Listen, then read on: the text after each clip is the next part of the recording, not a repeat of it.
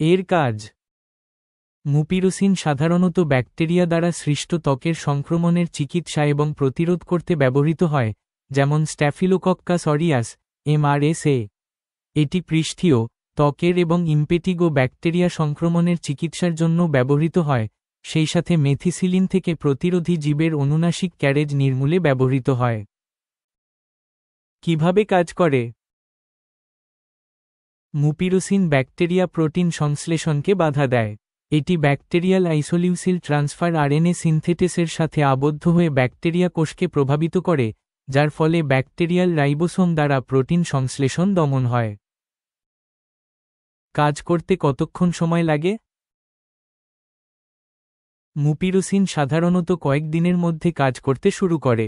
ত্বকের সংক্রমণের জন্য সাময়িক চিকিৎসায় সংক্রমণ সম্পূর্ণরূপে সমাধান হতে 2 সপ্তাহ পর্যন্ত সময় লাগতে পারে। সেবন বিধি: মুপিরোসিন ক্রিম বা মলম ত্বকের আক্রান্ত স্থানে বা নাকের ভেতরে লাগাতে হবে। এটি পাতলা স্তরে প্রয়োগ করা উচিত, আলতোভাবে ম্যাসেজ করা উচিত এবং ব্যান্ডেজ বা আবৃত করা উচিত নয়। ইম্পেটিগোর চিকিৎসার জন্য আক্রান্ত স্থানটি দিনে 2 বার গরম পানি এবং সাবান দিয়েও ধুয়ে ফেলতে হবে। পার্শ্ব প্রতিক্রিয়া: